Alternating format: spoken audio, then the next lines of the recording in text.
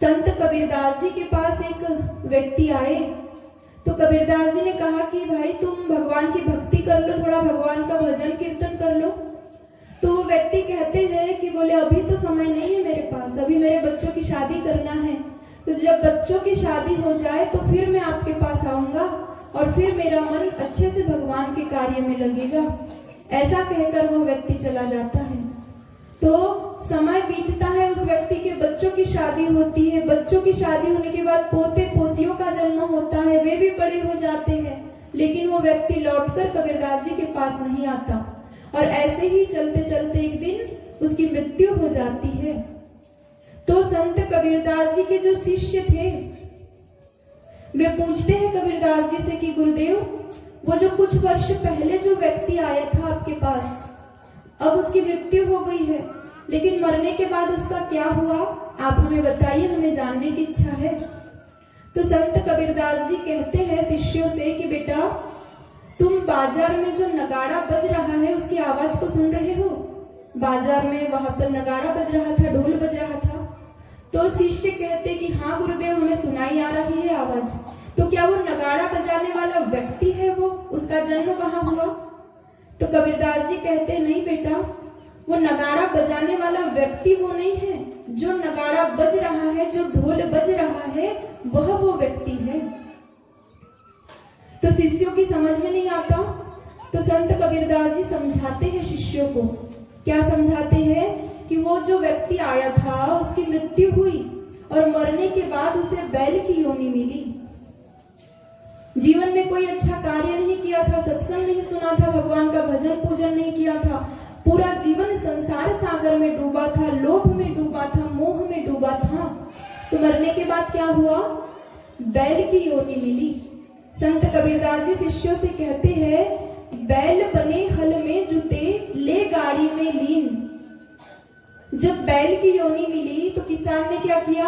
हल में जोत लिया, उसके सहारे से, बैल के सहारे से क्या चलता है खेतों में? हल चलता है। तो बैल बने हल में जुते, ले गाड़ी में लीन। और जब वो बैल हल में चलते चलते थक जाता है तो किसान ने क्या किया?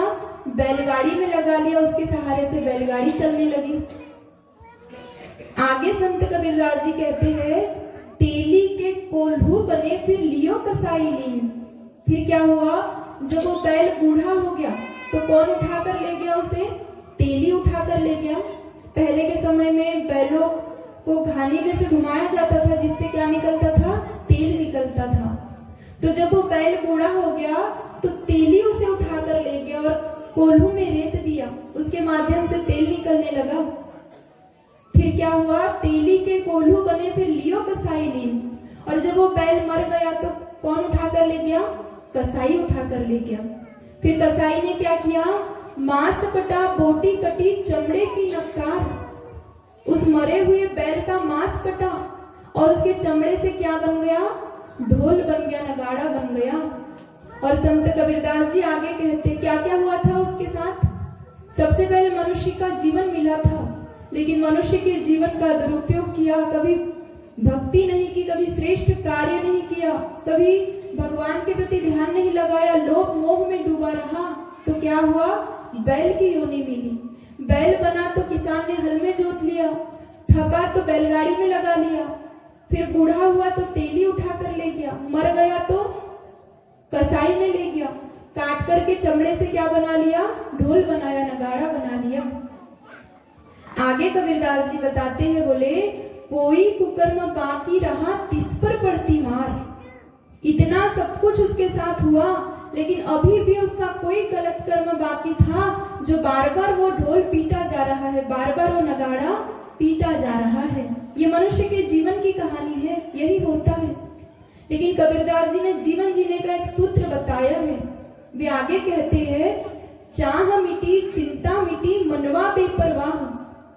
जब व्यक्ति के मन से चाह मिट जाती है, चिंता मिट जाती है और मन से परवाह मिट जाती है, चाह मिटी, चिंता मिटी, मनवा बेपरवाह, और जिसको कुछ नहीं चाहिए वही शहंशाह। इस जीवन को प्राप्त करने के बाद, इतना शानदार यह मानव जीवन मिल जाने के बाद, जिसे फिर और किसी चीज की आकांक्षा नहीं रहती और कुछ पाने की इच्छा नहीं रहती, वही इस संसार का शहंशाह बन जाता है, राजा बन जाता है।